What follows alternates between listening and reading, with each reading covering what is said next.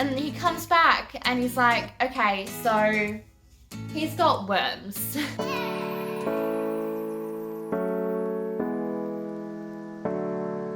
Hello everyone and welcome back to my channel. My name is Nina and today I'm going to be giving you guys an update with how my rabbit Popcorn is doing. He hasn't been feeling that well the last couple of weeks and it actually has been pretty hard.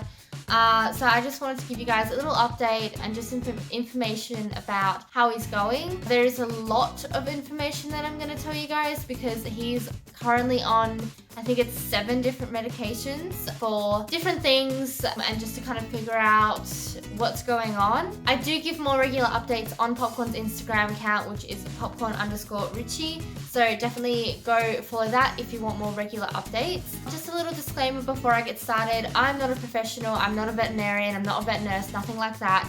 Anything that I'm telling you guys today is what has been recommended by my rabbit savvy vet. I don't recommend this for your rabbit at home, even if they seem to have the same symptoms, because the same symptoms can be linked to so many different problems.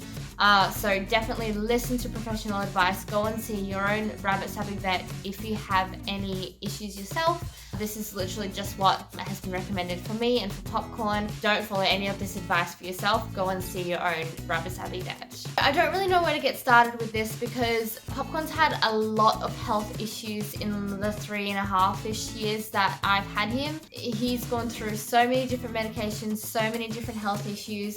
And I was planning on making a video describing everything that has ever happened to him and everything that he's been on. But I thought I might as well just do that in combination with this video and kind of give you guys an insight into everything that he's currently on. So Popcorn's had a lot of health issues in the past, including ear infections, dental disease, parasites in his stomach, and there's also a disease that he had that I can't even bring myself to say because it's so deadly and was a really scary time for me and for Popcorn. In the last probably 1.5 years, he hasn't been too bad. He's been really good actually. When they're a lot younger, they are more prone to things like parasites and things like that. So he's been really good the last 1.5 years. The only main thing that he's had an issue with is his teeth. So Popcorn gets a dental surgery about once a year because 2 of his teeth are actually growing at an angle. And when they grow even a millimeter too long, it will touch his tongue and it makes it really uncomfortable for him to eat.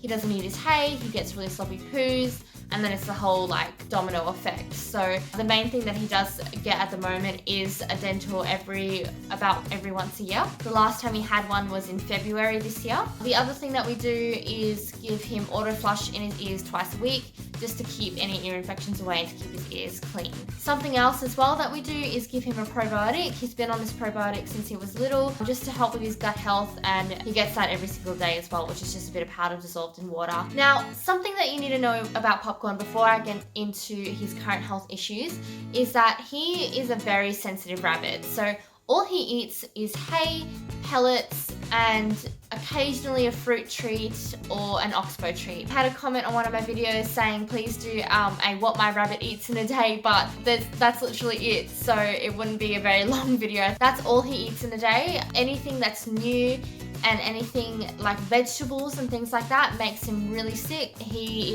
has a very sensitive stomach. Literally anything that's new he can't have. The other thing is he's always very, very up and down with eating hay, and also because he's up and down with eating hay, his poo is very up and down as well. When he isn't eating enough hay, his poo becomes a bit more runnier. It's not that nice. There's a lot more cecotropes, and this can be caused by loads of different things.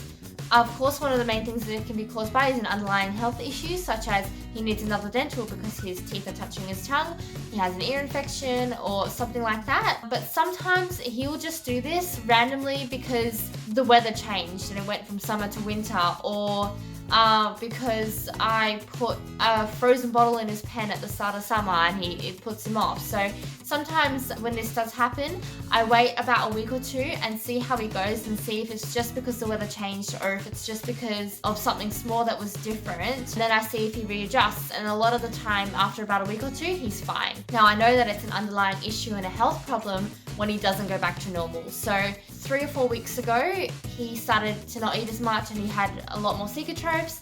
And I thought, okay, like, let's see what happens. We'll wait a little bit, see how he goes. Obviously, if he got any worse, I would have taken him straight to the vet, but I was never to the point where I was concerned that he wasn't eating at all or he wasn't defecating at all, because the whole time he was, it just wasn't enough. So we waited about 2 weeks and then he wasn't getting any better. So I thought he might be due for a dental. I know he had his last in February, but sometimes it can be every 8 or 9 months rather than every 12 months. So I booked an appointment with my rabbit savvy vet, the Unusual Pet Vets in Perth. It was about a week later. Took him in. It turns out that Popcorn had gas.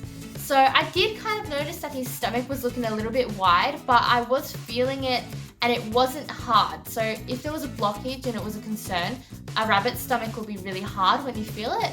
And his wasn't, it was fine. So I didn't really think much of it. And it turns out, yeah, he had gas in his stomach. So the vet was describing it to me and it kind of feels like it's soft, but it's a little bit like strained, if that makes sense, and you can feel the gas. So the other thing is one of his teeth was a tiny little bit touching his tongue. So it could be that it was his teeth, but it could just be this gas. Obviously putting him under for a dental, the risk of putting a rabbit under is quite high. It's not great. So if there's anything else that we can rule out that might be the issue before that, that's what we do. So this gas that was in his stomach, we decided to treat that first and see how he goes. The vet even said to me if it was any other rabbit, he wouldn't even mention the tooth that was touching the tongue a little bit because it was so minor and so insignificant. And the only reason he mentioned it is because it's Popcorn, and Popcorn is a bit dramatic when it comes to that sort of stuff. Say hello to everyone. Hello. Hi guys, sorry, I just paused to go and get Popcorn because I thought he would like to sit with me while we chat. Where was I up to? So we decided to treat the gas first, see if that was the issue and see if he would get better from that, and then after that we would look at doing a dental if he wasn't getting any better. So we got sent home with a couple of medications to help out with the gas for a week, and then I had a recheck a week later. So he wasn't doing any better, unfortunately, after those medications. So yesterday we went to the recheck and I was expecting to just book a dental in for next week to get that sorted. But it turns out he still had a little bit of gas in his stomach, but it is better than the last time. We decided like we were going to book the dental in, and then at the last minute my vet just said, why don't we just test his poo, like have a look at it under a microscope and see if there's any issues in the poo, just to rule anything out. He said it's completely up to me. It was like $45 to get the test done, just to make sure he didn't have any parasites, didn't have anything like that. The vet did say, you know, it is more common for younger rabbits to get parasites and things, so it was pretty unlikely. So yesterday we're at the vet and I've got him in the consult room. The vet's gone, taken some of his poo to get it tested, and we're waiting and waiting and waiting. We're probably waiting about 15-20 minutes even. And he comes back and he's like, okay, so he's got worms. So it was really lucky that we did test his poo just to see that he actually has got worms in it, and that makes complete sense with the gas in his stomach and the runny poos and the not eating as much hay. The only problem with this was that there are 2 types of worms that they can have, or there might be more, but there's 2 of this type. And one of them is completely normal for them to have, completely healthy, totally fine, and then the other one isn't. The problem with this is it's impossible to tell the difference between the 2. So we don't know if he's got the good fine worms or if he's got the bad worms that could be making him sick. What we've decided to do is continue to treat the gas in his stomach, so continue on the medications that we had from a week ago, plus adding a medication to help treat the worms. So now he's on 7 different, I believe it's 7 different medications. Not all of them are for the gas and the worms. There are a few others that he's on his whole life.